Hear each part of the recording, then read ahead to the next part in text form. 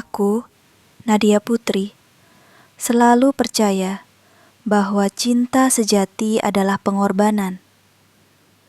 Sejak kecil, aku sudah terbiasa mengalah pada adikku, Laras Ayu.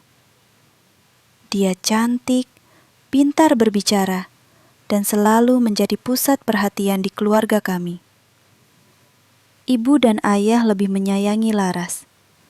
Katanya, Laras lebih berpotensi.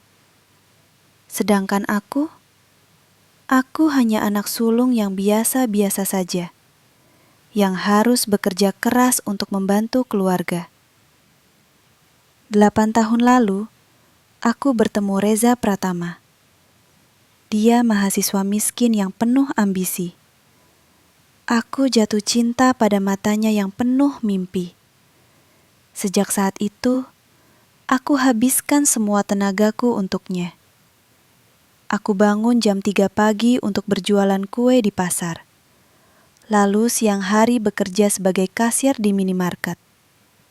Malam hari menjahit baju pesanan tetangga. Semua uangku kuberikan pada Reza. Biaya kuliah, buku, kos, bahkan laptop baru agar dia bisa magang di perusahaan besar. Aku janji, Nat, nanti kalau aku sukses, aku akan balas semua pengorbananmu, kata Reza sambil memelukku erat. Aku percaya. Aku selalu percaya. Bahkan ketika Laras mulai kuliah di universitas swasta mahal, aku yang membiayai sebagian besar uang pangkalnya. Ibu bilang, Laras harus dapat yang terbaik. Dia masa depan keluarga kita. Aku mengangguk. Aku mengalah lagi. Reza akhirnya lulus dengan nilai bagus. Dia dapat pekerjaan di perusahaan properti ternama di Jakarta. Gajinya besar. Aku bahagia sekali. Akhirnya, impian kami sebentar lagi terwujud. Kami merencanakan pertunangan sederhana bulan depan. Aku sudah menabung untuk gaun putih impianku. Bukan yang mahal, tapi cukup untuk membuatku merasa cantik di hari itu. Tapi belakangan ini, ada yang aneh. Reza sering pulang larut. Katanya lembur. Ponselnya selalu dalam mode senyap ketika bersamaku. Kadang aku melihat notifikasi WhatsApp dari nomor yang disimpan dengan nama klien kantor. Suatu malam, aku tidak sengaja melihat layar ponselnya yang menyala. Pesan dari klien kantor. Sayang, kapan ketemu lagi? Kangen nih. Jantungku berdegup kencang. Aku ingin bertanya, tapi aku takut. Mungkin hanya salah paham. Reza tidak mungkin mengkhianatiku setelah semua yang kulakukan untuknya. Aku memilih diam. Hari itu, aku pulang lebih awal dari pasar karena hujan deras. Rumah keluarga kami di pinggiran Jakarta sepi. Ibu dan ayah sedang kearisan. Aku membawa payung, ingin mengejutkan Reza dengan masakan kesukaannya. Rendang kesukaan dia. Tapi saat membuka pintu kamar tamu di lantai bawah, dunia seolah runtuh. Di atas kasur, Reza sedang berpelukan mesra dengan Laras, adikku sendiri. Pakaian mereka berantakan di lantai. Laras tertawa kecil saat Reza mencium lehernya. Aku terpaku. Payung jatuh dari tanganku, berbunyi keras di lantai. Mereka berdua menoleh. Wajah Reza pucat seketika. Nat, Nadia, suara Reza gemetar. Laras malah tersenyum tipis, seolah tidak bersalah. Aku tidak bisa berkata apa-apa. Air mata mengalir tanpa suara. Ini tidak mungkin. Ini pasti mimpi buruk. Aku berlari keluar rumah. Hujan membasahi seluruh tubuhku. Aku tidak peduli. Hatiku hancur berkeping-keping. Aku berdiri di ambang pintu kamar tamu. Tubuhku basah kuyup oleh hujan. Tapi yang lebih dingin adalah hati yang membeku. Reza buru-buru bangun dari kasur, menarik selimut menutupi tubuhnya. Laras malah santai, duduk bersandar di kepala ranjang. Rambutnya acak-acakan, tapi wajahnya tetap tersenyum manis. Senyum yang aku kenal sebagai senyum muka dua. Nadia, ini bukan seperti yang kamu lihat, kata Reza tergagap. Suaranya bergetar. Aku hanya bisa menatapnya. Lidahku keluh. Air mata bercampur air hujan mengalir di pipiku. Laras tertawa kecil. Suaranya renyah seperti biasa saat dia merasa menang. Kak, jangan pura-pura polos dong. Sudah lama kok ini. Kamu yang telat sadar. Aku menoleh ke arah Laras. Adikku sendiri, yang sejak kecil aku lindungi. Aku beri makan terakhir kalau nasi tinggal sedikit. Yang aku belikan baju baru saat aku sendiri memakai baju bekas. Laras, kamu kenapa? Suaraku akhirnya keluar, serak dan lemah. Laras mengangkat bahu. Kenapa? Karena aku bisa memberikan apa yang Reza butuhkan. Uang, koneksi, masa depan. Kamu cuma bisa kasih cinta miskin, Kak. Reza sudah capek jadi pacar orang kampungan. Reza diam saja, tidak membantah. Aku menatap Reza, menunggu dia membela aku. Membela 8 tahun pengorbananku.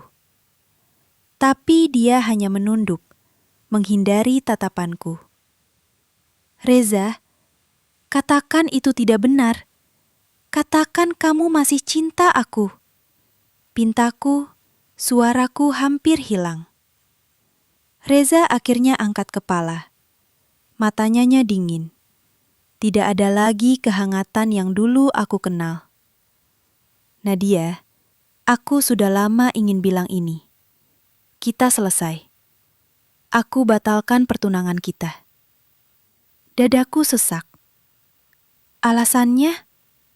Reza menarik napas panjang, seolah aku yang merepotkan. Aku perlu wanita yang bisa mendukung karirku, yang bisa mengangkat derajatku. Bukan beban. Kamu terlalu miskin, Nat. Kamu tidak punya apa-apa untuk ditawarkan selain cinta kosong. Laras beda. Keluarganya punya tanah, punya koneksi. Dengan Laras, aku bisa naik lebih cepat. Setiap kata menusuk seperti pisau. Aku tertawa kecil, tapi bukan karena lucu, karena tidak percaya. 8 tahun, Reza. Aku jualan kue pagi-pagi buta. Aku jahit baju sampai jari berdarah. Aku tidak makan agar kamu bisa beli sepatu kuliah. Dan sekarang, kamu bilang aku beban. Reza menggeleng. Itu dulu, Nat. Sekarang aku sudah sukses sendiri. Aku tidak butuh kamu lagi. Laras bangun, mengambil kimono sutra dari lantai, dan memakainya dengan anggun. Dia berjalan mendekatiku, berdiri di samping Reza. Kak, terima saja. Kamu memang tidak selevel dengan kami. Lihat diri kamu, basah kuyup, bau pasar, baju murahan. Reza pantas dapat yang lebih baik. Aku. Dia mengangkat tangan kirinya, memperlihatkan cincin berlian besar yang berkilau di jarinya. Ini hadiah dari Reza. Cincin pertunangan kami yang baru. Cantik kan? bukan yang murahan seperti yang kamu tabung bertahun-tahun. Aku menatap cincin itu. Jantungku seperti dihancurkan palu. Aku ingin marah, ingin menjerit, ingin menampar mereka berdua. Tapi tubuhku lemas. Aku hanya bisa berbalik dan berjalan keluar dari kamar itu. Hujan masih deras di luar. Aku berjalan tanpa arah, pikiran kacau. Tiba-tiba suara motor berhenti di sampingku. Ibu dan ayah pulang dari arisan. "Nadia, kenapa kamu basah begitu? Masuk rumah," seru ibu. Aku berhenti. Ini kesempatan. Aku harus cerita semuanya. Dengan suara gemetar, aku menceritakan apa yang baru saja kulihat. Tentang Reza dan Laras. Tentang pengkhianatan mereka. Ibu dan ayah saling pandang. Aku menunggu kemarahan mereka. Menunggu mereka membela aku. Tapi yang keluar dari mulut ibu justru, "Sudah, Nat. Jangan lebay. Mereka muda. Kadang salah langkah. Lagi pula, Laras memang lebih cocok buat Reza." Aku terpaku.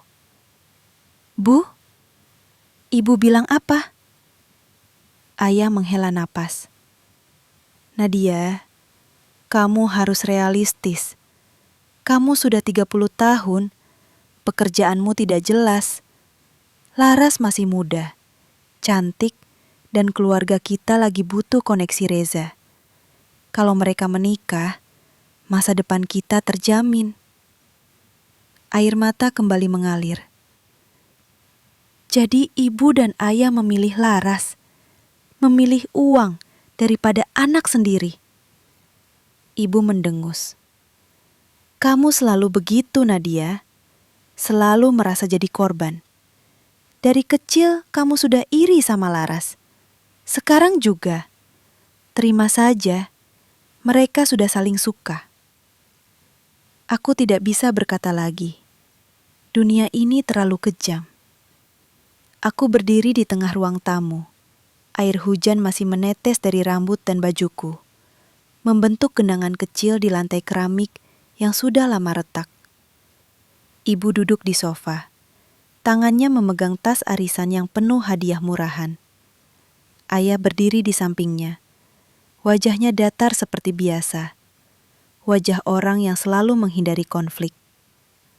Reza dan Laras muncul dari kamar tamu. Reza sudah memakai kemeja rapi lagi, seolah tidak pernah terjadi apa-apa. Laras memeluk lengan Reza dengan manja. Senyumnya lebar seperti pemenang. "Nah, sekarang semua sudah jelas kan?" kata ibu sambil melirikku sekilas. "Kalian berdua sudah saling suka. Lebih baik kita dukung saja daripada ribut-ribut."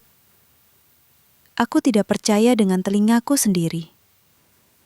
"Bu, ibu serius? Laras merebut tunanganku di rumah ini. Dan ibu bilang, dukung saja." Ibu mendengus. Matanya penuh penghakiman. "Nadia, kamu selalu dramatis. Laras tidak merebut. Reza sendiri yang memilih Laras. Dan jujur saja, pilihan Reza benar. Laras cantik, pintar, dan keluarga kita punya aset. Kamu apa? Tiap hari bau bawang dari pasar. Pulang malam bau minyak jahitan. Mana ada laki-laki mau sama perempuan kampungan seperti kamu." Setiap kata ibu seperti tamparan keras. Ayah akhirnya buka suara. Suaranya pelan. "Nadia, ayah juga setuju sama ibu. Reza sekarang sudah jadi orang penting. Kalau dia menikah sama Laras, perusahaan dia bisa bantu kita lunasi hutang tanah. Masa depan keluarga kita tergantung ini." Aku menatap ayah, mencari sisa kasih sayang ayah anak. Tapi yang kulihat hanya ketakutan kehilangan uang.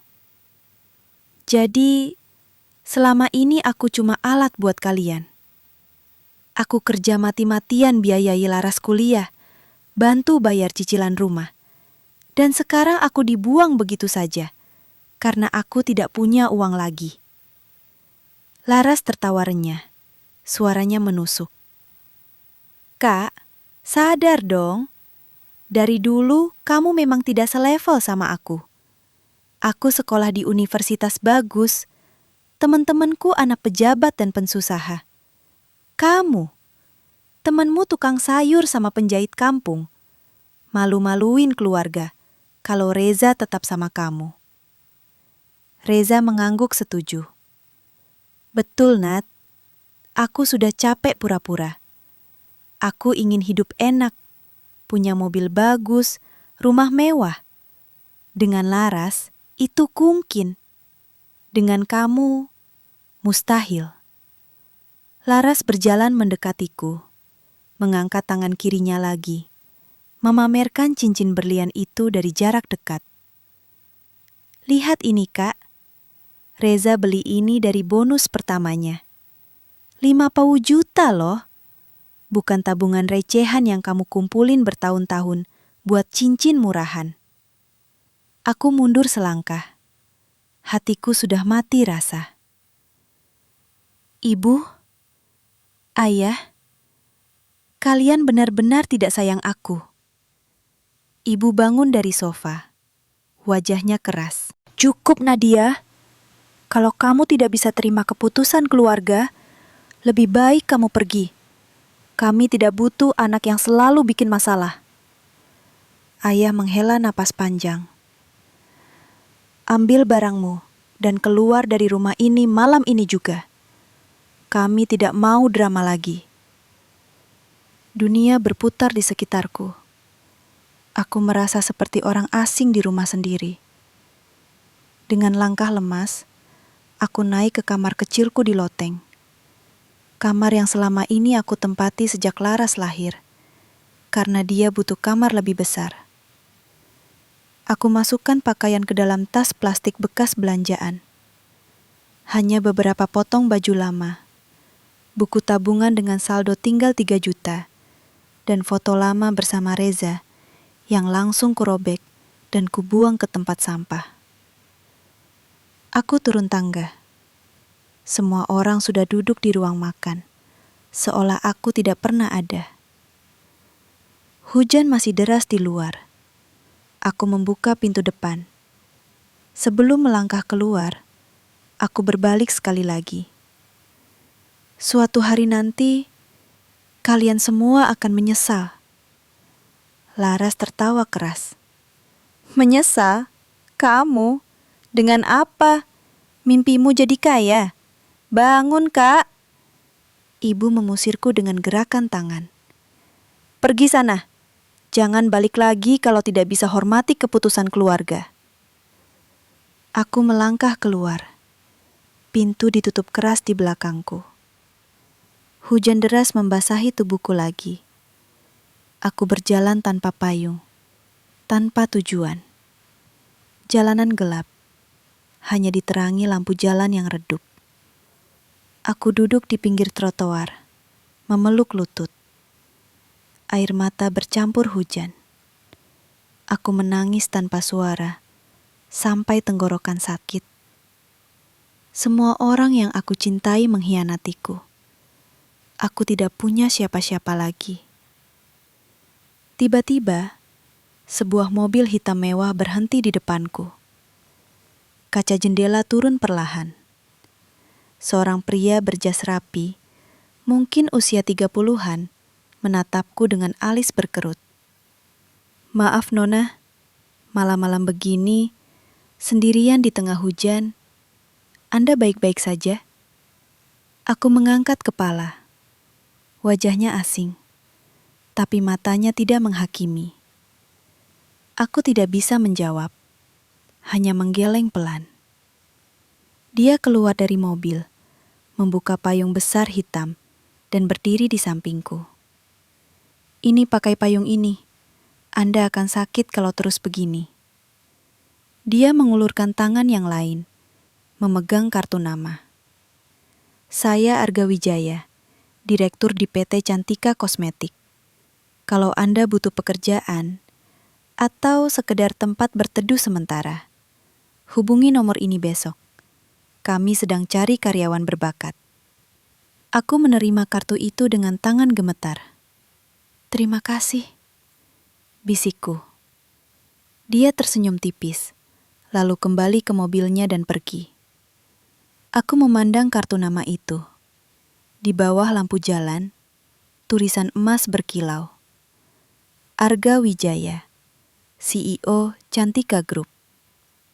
Malam itu, aku tidur di masjid terdekat, basah dan kedinginan. Tapi di tanganku, ada selembar kartu nama. Sebuah harapan kecil di tengah kegelapan. Mungkin ini awal dari sesuatu. Mungkin aku bisa bangkit lagi. Pagi berikutnya, aku bangun dengan tubuh pegal semua. Masjid kecil di pinggiran Jakarta itu jadi tempat berteduhku semalam. Aku duduk di bangku kayu, memandang kartu nama Arga Wijaya yang sudah agak basah. PT Cantika Kosmetik, perusahaan besar yang sering kulihat iklannya di televisi. Merek make up dan skincare untuk kelas menengah atas. Aku tidak punya apa-apa lagi. Hanya tas plastik berisi baju lama dan 3 juta rupiah di dompet. Tapi aku harus coba. Aku mandi di kamar mandi masjid, meminjam sabun dari petugas. Lalu naik angkot ke alamat di kartu nama. Gedung tinggi di kawasan Sudirman, Jakarta Pusat. Saat tiba, aku ragu. Penjaga satpam memandangku durat sampai bawah. Baju kusut, sepatu basah, rambut acak-acakan. "Das perlu apa, Mbak?" Tanyanya curiga. Aku menunjukkan kartu nama. "Saya mau ketemu Pak Arga Wijaya. Beliau kemarin kasih ini." Satpam mengangkat alis, tapi akhirnya telepon ke atas. Beberapa menit kemudian, seorang sekretaris cantik turun menjemputku. "Nona Nadia, Pak Arga bilang langsung naik ke lantai 20. Lift membawaku ke dunia yang sama sekali asing. Lantai marmer mengkilap, aroma parfum mahal, karyawan berpakaian rapi. Arga Wijaya sudah menunggu di ruangannya yang luas. Dia memakai jas abu-abu mahal, duduk di belakang meja besar. "Duduk," katanya singkat, tanpa senyum berlebihan. Aku duduk. Tanganku gemetar di pangkuan. "Ceritakan kenapa kamu basah kuyup di pinggir jalan semalam." Aku ceritakan semuanya, tanpa air mata. Aku sudah kehabisan malam tadi. Tentang popcorn pengkhianatan Reza dan Laras. Tentang keluarga yang membuangku. Tentang 8 tahun pengorbanan yang citi sia. Arga mendengarkan tanpa ekspresi. Saat aku selesai, dia mengangguk pelan. Aku tidak tawarkan simpati.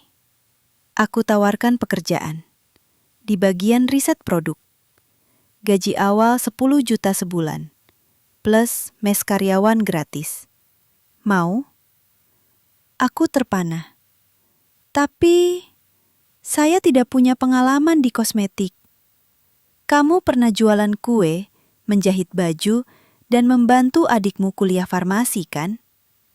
Kamu paham bahan-bahan alami. Itu yang kami butuhkan sekarang. Produk skincare dari bahan lokal yang murah tapi berkualitas. Aku mengangguk lemah. Mau, Pak. Hari itu juga, aku mulai bekerja. Hidupku berubah jadi neraka yang terjadwal.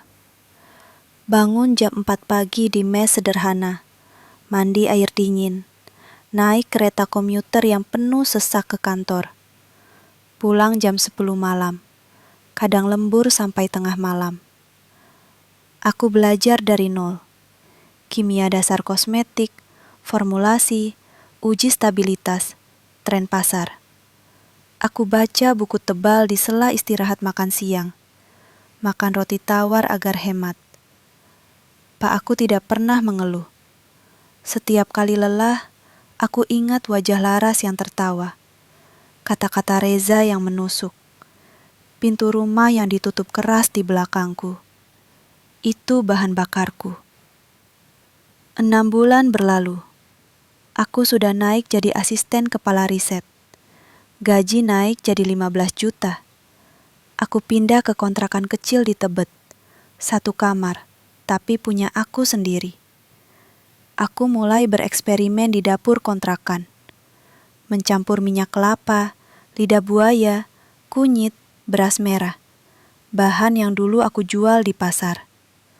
Aku buat prototipe serum wajah sederhana yang bikin kulitku sendiri lebih cerah. Suatu hari aku bawa prototipe itu ke kantor. Pak Arga, ini ide saya. Serum dari bahan alami Indonesia. Harga jual bisa di bawah 200.000. Tapi hasilnya setara merek Korea. Arga mencoba di tangannya, lalu memanggil tim marketing. 2 minggu kemudian, prototipeku disetujui untuk produksi trial. Produk pertama dinamai Nadira Glow, tanpa mereka tahu artinya bagi aku. Penjualan meledak. Dalam 3 bulan, terjual 500.000 unit secara online. Media mulai menulis tentang revolusi skincare murah berkualitas. Arga panggil aku ke ruangannya lagi. Nadia, kamu berbakat. Mau jadi partner? Aku danai kamu bikin brand sendiri di bawah Cantika Group. Kamu pegang 40% saham. Aku menatapnya lama. Serius, Pak? Serius. Tapi syaratnya, kerja lebih keras lagi. Aku tersenyum pertama kali setelah sekian lama. Deal. Hari itu, Nadira Beauty lahir. Aku mulai membangun dari nol lagi. Tapi kali ini untuk diriku sendiri. Aku rekrut tim kecil.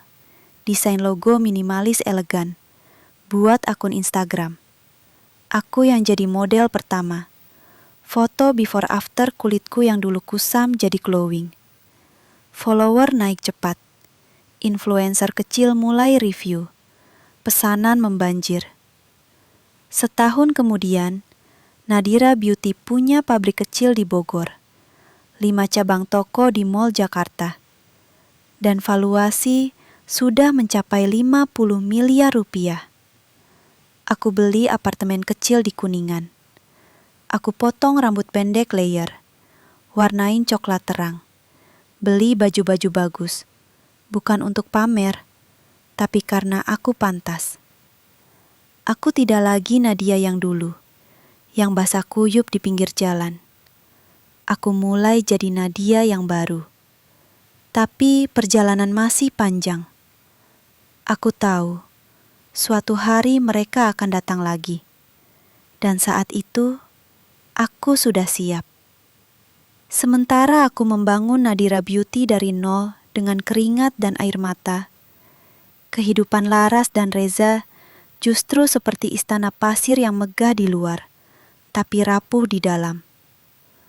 Pernikahan mereka digelar 6 bulan setelah aku diusir dari rumah. Undangan tebal dengan embos emas dikirim ke seluruh kerabat dan kolega Reza. Resepsi di Hotel Bintang 5 di kawasan SCBD Jakarta Selatan. Biayanya ratusan juta, hampir seluruhnya dari tabungan keluarga dan pinjaman bank atas nama tanah warisan. Laras tampil bak putri raja, gaun pengantin desainer ternama, berlian di leher dan telinga, riasan flawless. Reza gagah dengan jas tuxedo hitam, tersenyum lebar di depan kamera wartawan infotainment. Media sosial Laras penuh foto bulan madu di Bali dan Maladewa. Private villa, yacht, champagne mahal. Captionnya selalu, Alhamdulillah atas rizki yang tak terduga. Bersyukur punya suami yang sayang banget. #blessed, #happily ever after. Tapi di balik filter-filter itu, retakan mulai muncul. Reza tidak pernah benar-benar berubah. Ambisinya besar, tapi kesabarannya kecil. Setelah menikah, dia cepat bosan dengan rutinitas.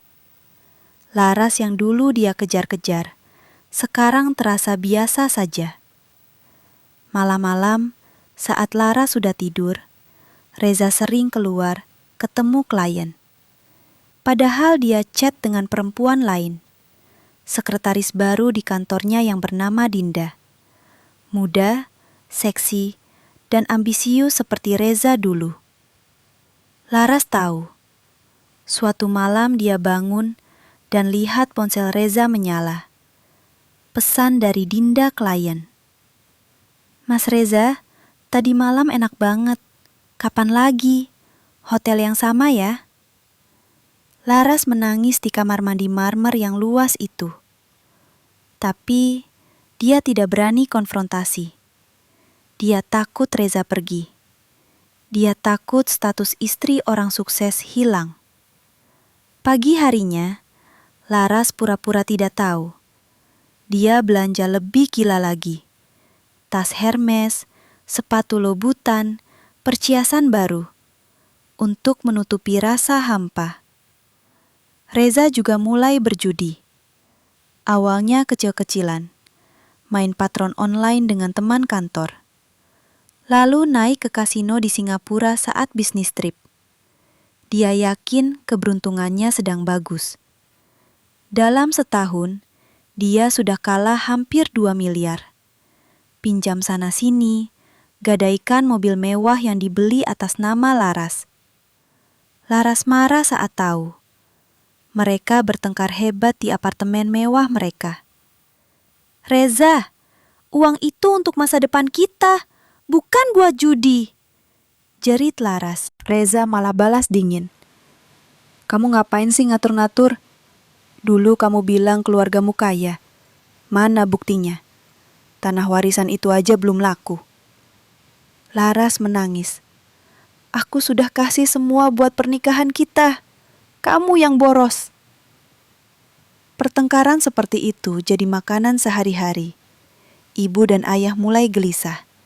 Mereka tinggal di rumah yang sama, tapi sekarang sering ditelepon Reza minta tambahan uang untuk modal bisnis. Ibu yang dulu begitu membela Laras, sekarang mulai mengeluh diam-diam. "Laras kok tidak bisa ngatur suami sih? Dulu bilang Reza orang hebat, sekarang malah bikin utang." Ayah hanya diam, tapi wajahnya semakin keriput. Dinda, selingkuhan Reza, ternyata hamil. Reza panik. Dia kasih uang bulanan agar Dinda diam, tapi itu semakin menguras kantongnya. Laras akhirnya tahu kehamilan itu dari pesan yang salah kirim. Dia histeris. Untuk pertama kalinya dia berani marah besar. "Kamu punya anak di luar. Reza, aku mau cerai." Reza malah tertawa sinis. "Cerai? Dengan apa? Kamu sekarang cuma ibu rumah tangga yang tidak bisa apa-apa. Tanpa aku, kamu balik jadi gadis kampung lagi. Ingat, dulu kakakmu aja aku tinggalin karena miskin. Kamu mau nasib sama?" Laras terdiam. Dia ingat kata-katanya sendiri dulu pada aku. Karma mulai bekerja. Dia pilih diam lagi. Pura-pura tidak tahu. Tetap posting foto bahagia di Instagram. Tapi matanya semakin kosong. Sementara itu, Nadira Beauty semakin melesat.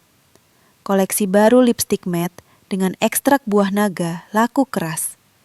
Cabang toko sudah 10 di seluruh Indonesia. Media besar mulai undang aku untuk wawancara. Aku, Nadia Putri, sekarang sering muncul di majalah bisnis sebagai Young Female Entrepreneur of the Year. Foto aku di cover, rambut panjang bergelombang, makeup flawless pakai produk sendiri, gaun merah elegan, senyum percaya diri. Laras melihat majalah itu di salon langganannya. Wajahnya pucat. Itu Nadia, bisiknya pada diri sendiri. Dia scroll Instagram Nadira Beauty. Follower sudah 2 juta. Komentar semua puji-puji. Laras ingat kata-katanya dulu. Kamu tidak akan pernah sukses, Kak. Sekarang, dia mulai takut. Uang di rumah semakin menipis. Tagihan kartu kredit menumpuk. Mobil Laras sudah dijual untuk bayar utang judi Reza. Mereka mulai berpikir, siapa yang bisa dimintai bantuan? Dan nama aku muncul di pikiran mereka. Tapi mereka belum tahu betapa mahalnya harga yang harus mereka bayar nanti. 2 tahun setelah kartu nama itu jatuh ke tanganku seperti anugerah dari langit, Nadira Beauty bukan lagi mimpi kecil di kontrakan Tebet. Kami sudah punya pabrik sendiri di Sentul, Bogor. Luas 5 hektar, mesin impor dari Jerman, sertifikasi BPOM, dan halal lengkap. Koleksi produk sudah lebih dari 50 item. Dari serum dasar sampai parfum premium dengan aroma khas Indonesia seperti melati dan cendana. Penjualan online tembus 1 juta unit per bulan. Toko offline sudah 25 cabang di mall-mall besar. Jakarta, Surabaya, Bandung, Medan, bahkan Bali. Ekspor pertama ke Malaysia dan Singapura baru saja dimulai. Valuasi perusahaan 200 miliar rupiah. Angka yang dulu aku hanya bisa bayangkan di mimpi paling liar. Hari itu, aku diundang sebagai pembicara utama di acara Women Entrepreneur Summit di Jakarta Convention Center. Ribuan perempuan pengusaha muda duduk di aula megah mendengarkan ceritaku. Aku naik ke panggung dengan gaun hitam panjang dari desainer Indonesia. Potongan simpel tapi elegan. Rambutku digelombang longgar. Makeup natural tapi glowing. Tentu saja pakai Nadira Beauty semua. Perkenalkan, saya Nadia Putri, founder dan CEO Nadira Beauty. Kataku di mikrofon. Sorak-sorai membahana. Aku ceritakan perjalananku tanpa menyebut nama siapapun. Tentang bagaimana aku pernah diusir dari rumah dalam hujan deras. Tentang bagaimana aku bangun dari nol dengan containing termat.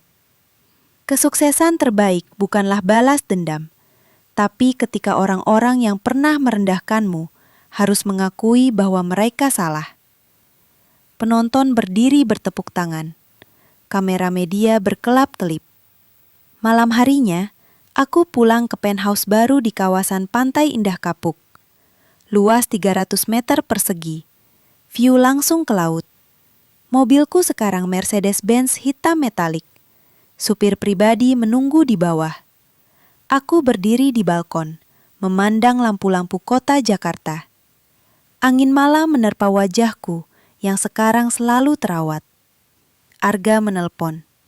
Selamat Nadia, majalah Forbes Indonesia baru saja rilis daftar 30 under 30. Kamu nomor 1 di kategori beauty. Aku tersenyum. Terima kasih Arga, tanpa kamu ini tidak mungkin. Arga tertawa pelan di ujung telepon. Kamu yang kerja keras, aku cuma kasih modal. Sekarang kamu sudah jauh di depanku. Hubunganku dengan Arga selama ini profesional, tapi belakangan ada rasa yang berbeda. Dia selalu ada saat aku butuh diskusi bisnis, selalu mendengarkan tanpa menghakimi. Tapi aku belum siap untuk cinta lagi, belum saat ini. Keesokan harinya, berita tentangku ada di mana-mana. Televisi nasional menayangkan wawancara eksklusif.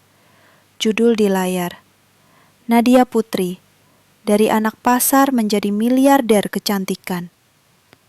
Laras melihat berita itu di ruang tamu apartemen mereka, yang sekarang sudah banyak perabotannya digadaikan.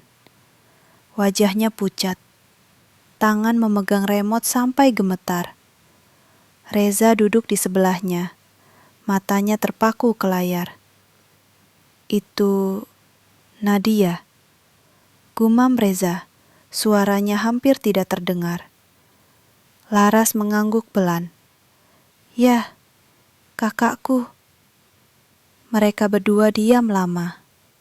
Di layar, aku tersenyum percaya diri, bicara tentang visi Nadira Beauty menjadi brand kecantikan nomor 1 di Asia Tenggara. Reporter bertanya, "Apa rahasia kesuksesan Anda, Mbak Nadia?" Aku menjawab tenang, "Kerja keras dan belajar dari masa lalu. Kadang, orang-orang yang paling menyakitimu justru jadi guru terbaikmu." Laras mematikan televisi. Reza menunduk. Dia benar-benar sukses sekarang. Laras menatap Reza tajam. "Dan kita hampir bangkrut gara-gara kamu." Reza menggeleng. "Kita butuh uang, Laras. Banyak. Kalau tidak, rumah ini juga hilang bulan depan." Laras diam. Pikirannya berputar. Lalu dia berkata pelan, "Kita cari Nadia."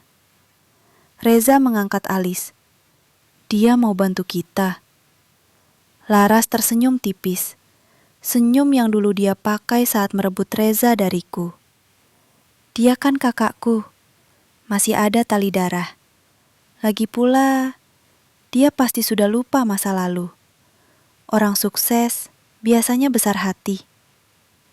Reza ragu, tapi akhirnya mengangguk. Mereka tidak tahu. Aku tidak pernah lupa. Aku hanya menunggu. Menunggu saat mereka datang merangkak. Dan saat itu, aku akan tersenyum. Uang yang dulu mengalir deras ke kantong Reza dan Laras, sekarang hanya tinggal kenangan pahit. Proyek properti besar yang Reza pimpin tiba-tiba batal karena investor utama mundur. Bonus tahunan yang dia harapkan lenyap begitu saja. Gajinya dipotong separuh karena perusahaan sedang restrukturisasi. Utang judi Reza sudah menumpuk 5 miliar. Dia pinjam dari rentenir, orang-orang kasar yang sekarang sering datang ke apartemen malam-malam, mengetuk pintu keras sambil mengancam. "Mas Reza, minggu depan harus bayar bunga dulu. Kalau tidak, kami tahu rumah orang tua istri kamu di mana." Laras ketakutan. Dia tidak berani keluar rumah sendirian lagi. Apartemen mewah mereka sudah hampir disita bank.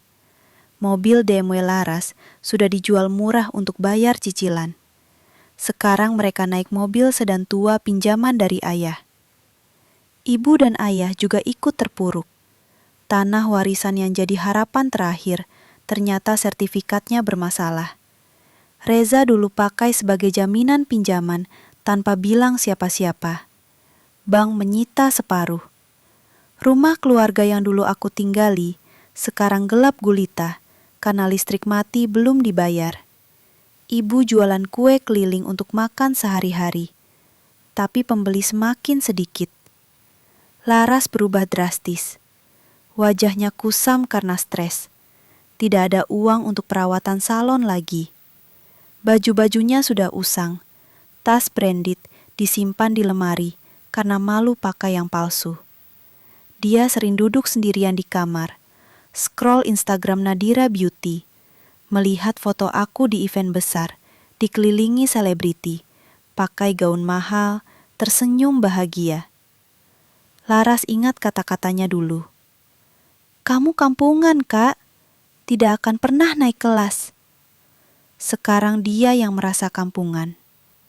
Reza semakin sering mabuk, pulang larut, bau alkohol dan parfum murahan.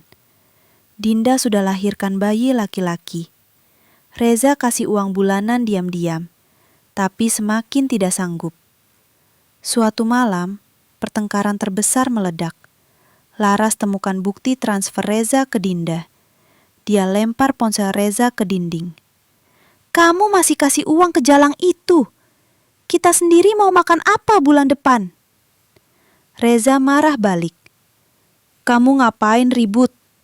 Dulu kamu yang bilang aku harus pilih yang kaya. Sekarang lihat, keluargamu cuma janji kosong. Nadia dulu setidaknya kerja keras, bukan cuma muka cantik doang. Nama aku disebut. Laras terdiam. Reza tertawa sinis. Kalau Nadia tidak kamu rebut dulu, mungkin sekarang aku sudah naik jabatan lebih tinggi. Dia setia, kerja keras, bukan seperti kamu, cuman bisa belanja dan pamer. Laras menangis histeris. Untuk pertama kalinya, dia sadar betapa bodohnya dia merebut Reza. Pagi harinya, Laras telepon ibu. Bu, kita harus minta maaf ke Nadia. Minta bantuan. Dia sekarang kaya raya. Pasti mau bantu keluarga sendiri. Ibu ragu. Dia pasti masih marah, Laras. Tapi kita tidak punya pilihan lain, Bu. Kalau tidak, kita tidur di jalan. Akhirnya mereka sepakat. Mereka cari tahu alamat kantor Nadira Beauty, gedung baru 15 lantai di kawasan Tamrin. Logo besar berkilau di atas pintu. Laras dan Reza datang dengan baju paling rapi yang tersisa. Laras pakai gaun lama, Reza jas kusut. Resepsionis cantik memandang mereka curiga. Ada janji dengan Mbak Nadia? Laras tersenyum manis, senyum muka dua yang dulu. Kami keluarga. Bilang saja Laras dan Reza mau ketemu. Resepsionis telepon ke atas. Beberapa menit kemudian, dia geleng kepala. Maaf, Mbak Nadia sedang sibuk. Tidak bisa ketemu tanpa janji. Laras panik. Tapi kami saudara kandung. Tolong bilang lagi. Akhirnya sekretaris pribadi aku turun. Pak Reza dan Mbak Laras, Mbak Nadia bilang kalau kalian mau ketemu, datanglah ke Gala Amal Nadira Beauty minggu depan. Di sana beliau akan ada waktu. Mereka pulang dengan tangan hampa, tapi ada secercah harapan. Minggu depan, Gala Amal besar-besaran. Tema Glow from Within. Tiket masuk 50 juta per orang untuk donasi anak yatim. Laras dan Reza tidak punya uang sebanyak itu. Mereka jual perhiasan terakhir Laras, cincin berlian pertunangan yang dulu dipamerkan padaku. Mereka dapat tiket. Mereka tidak tahu, gala itu aku yang selenggarakan. Dan aku sudah menunggu mereka. Dengan senyuman yang selama ini aku simpan khusus untuk hari ini. Malam Gala Amal Nadira Beauty akhirnya tiba. Ballroom Hotel Bintang 7 di Jakarta dipenuhi lampu kristal berkilauan.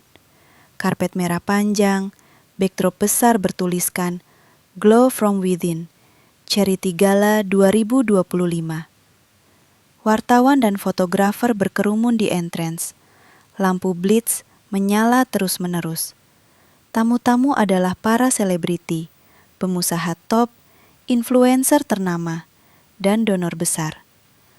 Udara penuh aroma parfum mahal dan suara gelas champagne berbenturan. Aku, Nadia Putri, sebagai host utama, tiba paling akhir seperti yang direncanakan. Mobil Rolls-Royce Phantom hitam berhenti tepat di depan karpet merah. Supir membukakan pintu. Aku melangkah keluar dengan gaun kotur merah marun yang dirancang khusus. Potongan off-shoulder, belahan tinggi di kaki. Berlian Nadira Beauty edisi terbatas di leher dan telinga. Rambutku digerai bergelombang. Makeup bold tapi elegan. Lipstik merah ikonik dari koleksi Nadira. Tinggi heels 12 cm membuatku tampil lebih menjulang. Kamera langsung menggila. Wartawan berteriak memanggil namaku. Mbak Nadia, senyum ke sini. Nadia Putri, brand Anda valuasi 200 miliar. Rahasianya apa? Aku tersenyum tenang. Berpose sebentar, lalu melangkah masuk dengan anggun. Di dalam, Arga sudah menunggu. Dia memakai tuxedo hitam, tampan seperti biasa. Dia memulurkan tangan. Cantik sekali malam ini, bisiknya di telingaku. Aku tersenyum kecil. Terima kasih, kamu juga.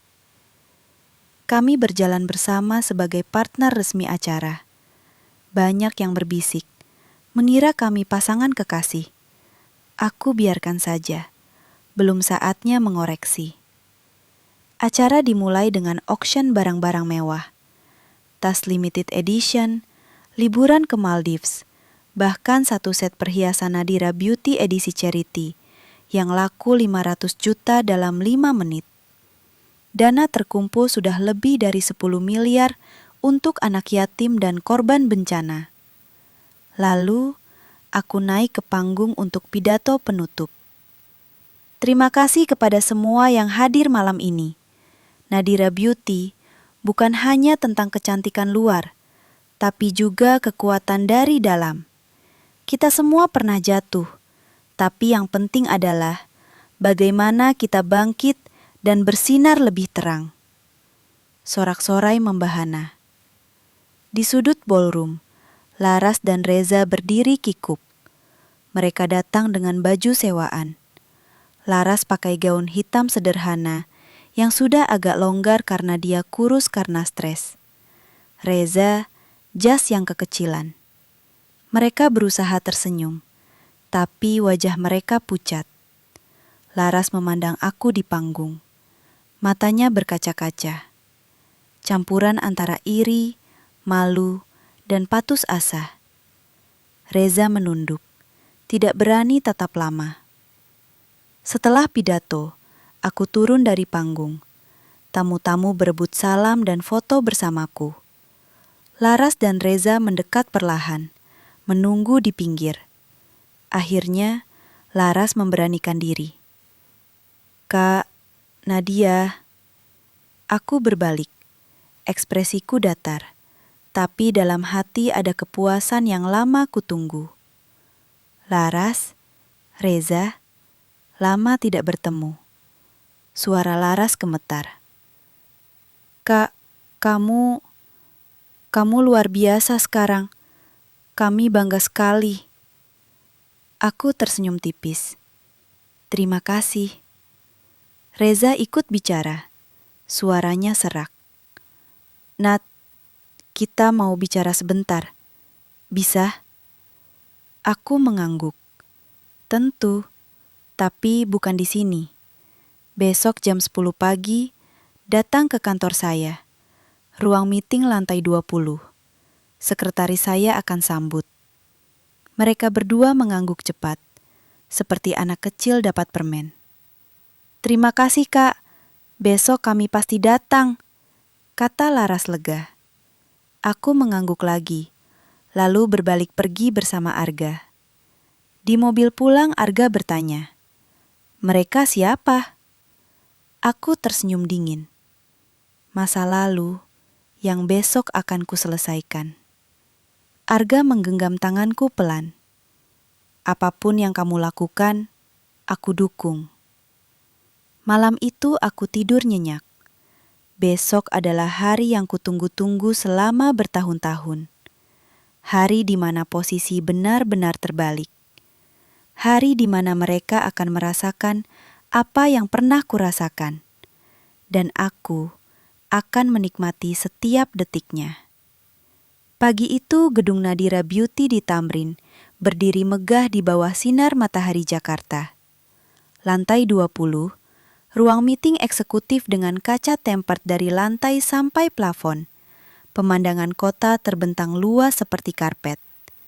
Aku duduk di kursi utama meja panjang marmer hitam, memakai blazer putih tailored sempurna, dipadukan rok pensil hitam. Rambutku disanggul rapi, anting berlian kecil berkilau halus. Di depanku, secangkir kopi luwak yang baru diseduh. Aroma harum memenuhi ruangan.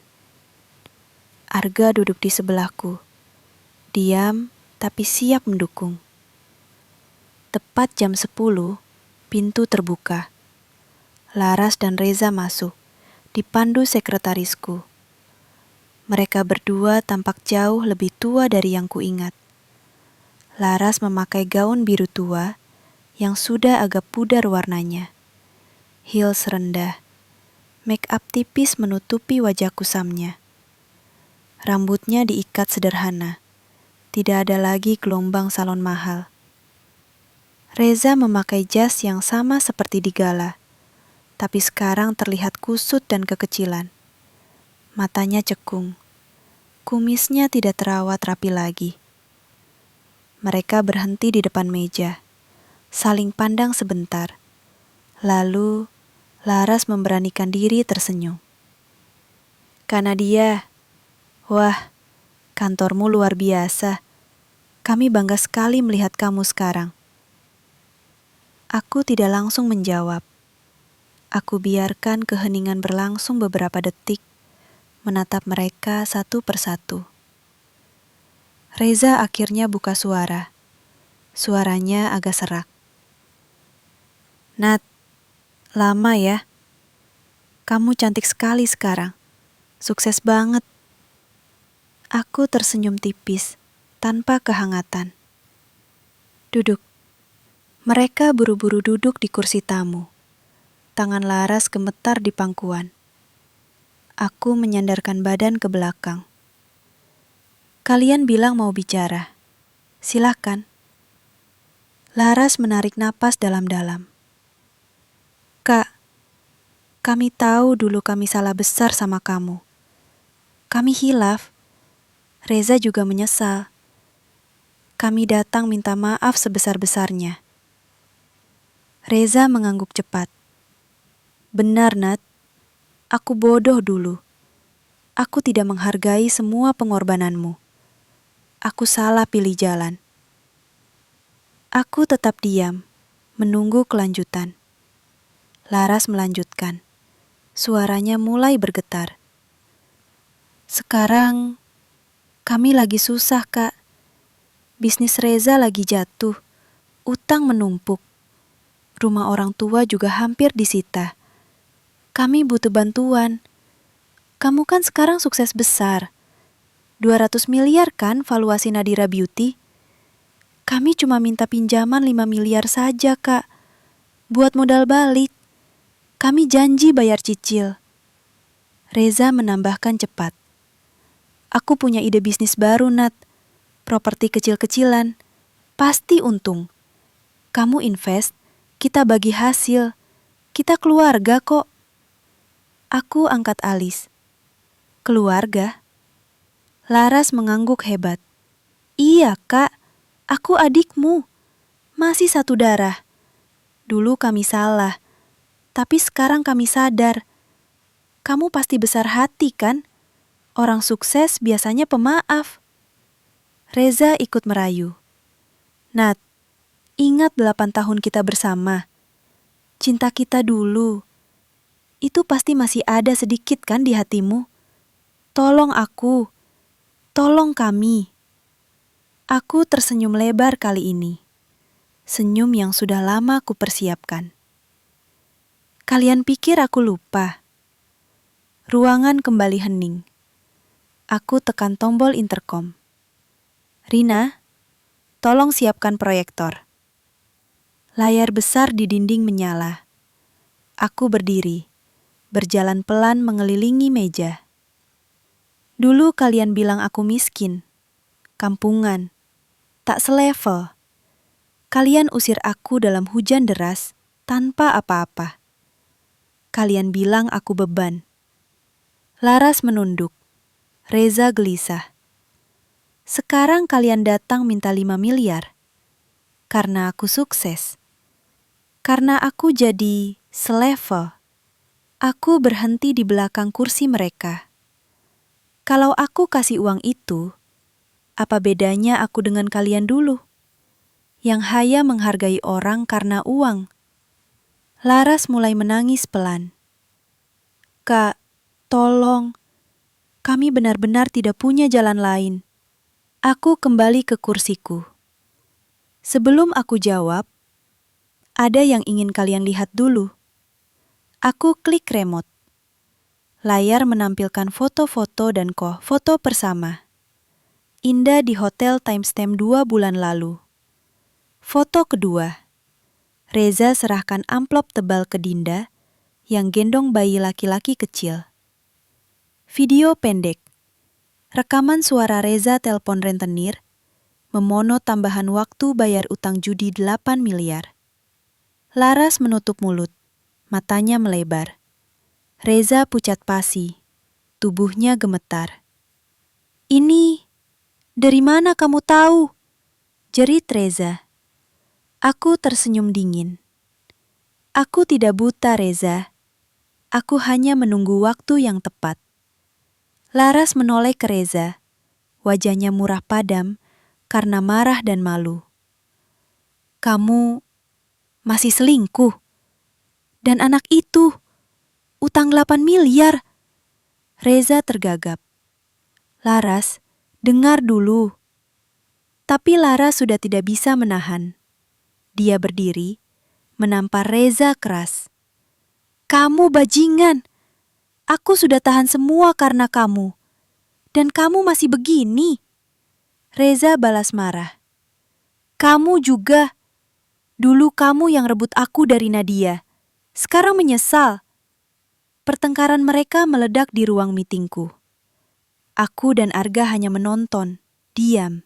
Ini baru permulaan. Ni dan Tenang Kina Biragua menjadi arena pertempuran. Lara sudah berdiri. Tangannya menampar Reza berkali-kali. Air matanya mengalir deras. Tapi ini bukan air mata pura-pura. Ini air mata kehancuran total. "Kamu bohongi aku bertahun-tahun. Aku kuah, anak itu sudah berapa umur? Kamu kasih uang ke perempuan itu dari mana? Dari utang judi yang bikin kita hampir kehilangan segalanya." Reza mencoba menangkis. Wajahnya merah karena tamparan dan malu. "Laras, dengar dulu. Aku terpaksa. Kamu tidak pernah kasih aku anak. Aku butuh pewaris." "Pewaris? Kamu gila. Aku mandul karena stres gara-gara kamu. Kamu yang bikin hidupku hancur." Mereka saling dorong. Suara jeritan memenuhi ruangan. Sekretarisku hampir masuk. Tapi aku angkat tangan menghentikan. Biarkan mereka saling bunuh dengan kata-kata dan tangan mereka sendiri. Aku tetap duduk tenang, tangan menyilang di dada. Arga di sebelahku hanya menggeleng pelan, tapi matanya penuh dukungan padaku. Akhirnya Laras ambruk ke kursi, tubuhnya gemetar hebat. Dia menatapku dengan mata merah. "Kak, tolong, pinjamkan uang itu. Aku janji aku akan cerai sama Reza. Aku akan balik ke kamu. Kita saudara kandung. Tolong aku, Kak." Reza juga jatuh berlutut di depanku. Benar-benar berlutut di lantai marmer dingin. "Nadia, aku salah besar. Aku menyesal. Tolong aku bayar utang itu. Kalau tidak, mereka akan bunuh aku. Tolong, ingat cinta kita dulu. Aku masih cinta kamu, Nat. Laras cuma kesalahan." Aku tertawa. Tawa kecil yang dingin, menusuk tulang. Cinta. Kalian berdua bicara tentang cinta sekarang. Aku berdiri, berjalan mendekati mereka. Heelsku berbunyi klik-klak di lantai. Setiap langkah seperti detik jam penghakiman. Aku berhenti di depan Reza yang masih berlutut. "Dulu kamu bilang aku beban. Kamu butuh wanita yang bisa angkat derajatmu. Sekarang kamu lutut di depanku minta uang karena aku sudah naik derajat." Reza menunduk, tidak berani tatap mata. Aku pindah ke Laras. "Dan kamu, adikku tersayang. Kamu yang rebut Reza, yang pamer cincin berlian di depan wajahku yang basah air hujan. Kamu yang bilang aku kampungan, miskin, tak selevel. Sekarang kamu minta aku selamatkan hidupmu." Laras menangis terseduh. Kak, aku salah. Aku iri sama kamu dari kecil. Aku takut kalau kamu lebih baik dari aku. Maafin aku. Aku menggeleng pelan. Maaf. Aku sudah maafkan kalian sejak lama. Tapi bukan berarti aku harus selamatkan kalian. Aku klik remote lagi. Layar menampilkan dokumen-dokumen baru. Transfer uang dari rekening Reza ke Dinda selama 3 tahun terakhir. Rekaman telepon Reza dengan rentenir, di mana dia sebut nama Laras sebagai jaminan. Dan yang terakhir, chat lama antara Laras dan temannya 2 tahun lalu. Laras, kalau Nadia tahu aku tidur sama Reza dari sebelum pertunangan, dia pasti hancur. Tapi gak apa-apa. Biar dia kapok Hyung suami orang. Teman, kamu jahat banget sih, Lar. Laras, biarin. Dia selalu dapat kasih sayang lebih dari kecil. Sekarang giliran aku. Laras membeku melihat chat itu. Kak, itu cuma bercanda. Aku tersenyum. Bercanda? Kalian berdua merencanakan ini bertahun-tahun. Kalian nikmati saat aku hancur. Sekarang, giliran kalian. Aku tekan tombol lagi. Pintu ruangan terbuka. 2 security masuk. Di belakang mereka, ibu dan ayah. Mereka dipanggil aku pagi ini. Aku kirim mobil jemput mereka ke rumah kumuh yang sekarang mereka tempati. Ibu dan ayah berdiri di ambang pintu. Wajah mereka pucat melihat Laras dan Reza berantakan. Aku bicara lantang. Ibu, ayah, kalian juga harus tahu semuanya. Aku putar ulang semua bukti. Foto, video, chat, rekaman. Ibu ambruk ke lantai, menangis histeris. Laras, kamu sudah bohongi kami dari dulu. Ayah hanya diam, matanya kosong.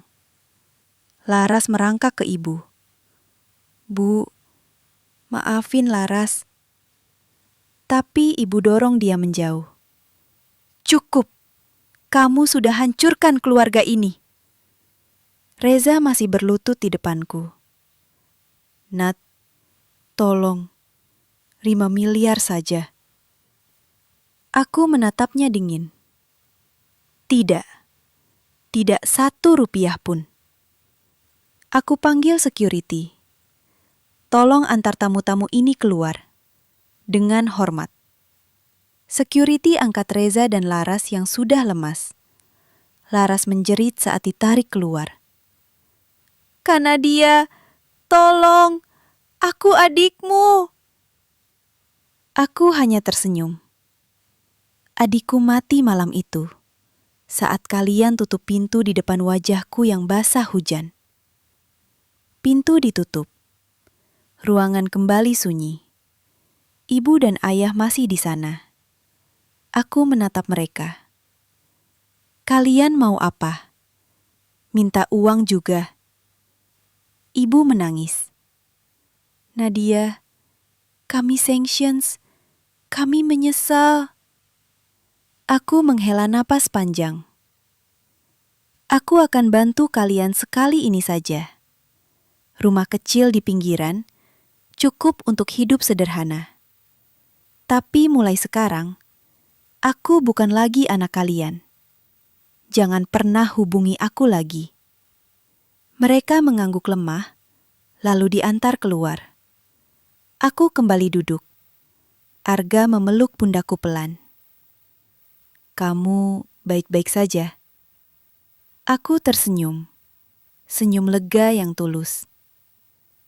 Sekarang, ya, akhirnya. Ruang meeting kembali sunyi setelah security mengantar Laras, Reza, Ibu dan ayah keluar. Pintu tertutup dengan bunyi pelan, tapi terasa seperti palu hakim yang akhirnya jatuh. Aku berdiri di depan kaca besar, memandang lalu lintas Jakarta yang sibuk di bawah sana. Kota yang dulu menelanku hidup-hidup, sekarang berlutut di kakiku. Arga mendekat dari belakang, tangannya memeluk pinggangku pelan. "Kamu hebat hari ini," bisiknya. Aku tersenyum. Kali ini senyum yang ringan, bebas dari beban. Akhirnya selesai. Semuka sudah pada tempatnya. Beberapa bulan kemudian, berita tentang Laras dan Reza menyebar di media sosial dan infotainment.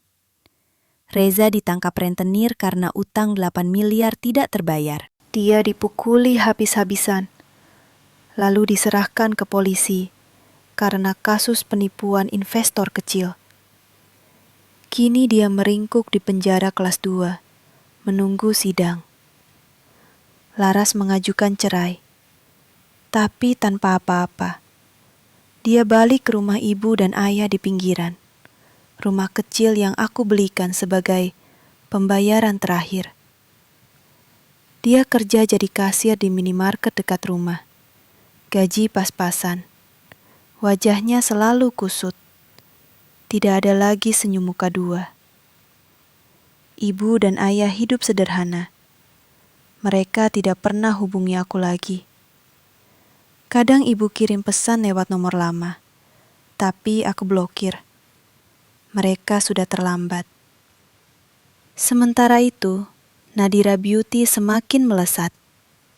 Valuasi tembus 300 miliar dalam setahun.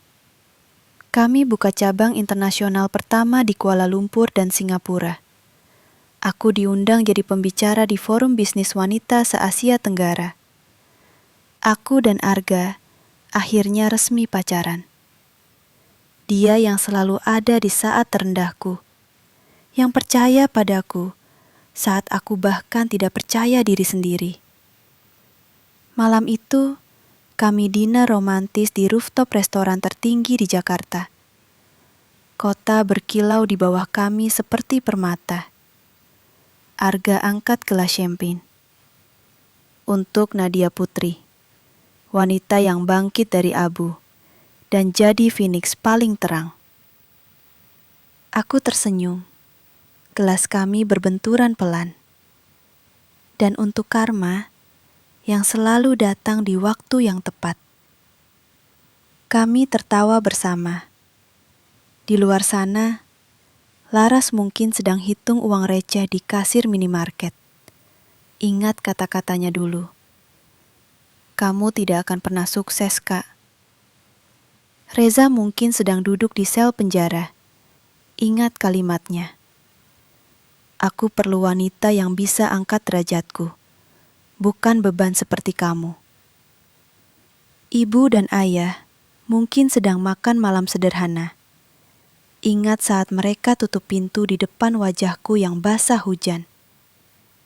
Dan aku di sini, di puncak, dengan orang yang mencintaiku apa adanya, dengan perusahaan yang aku bangun sendiri, dengan harga diri yang tidak lagi bisa diinjak siapapun.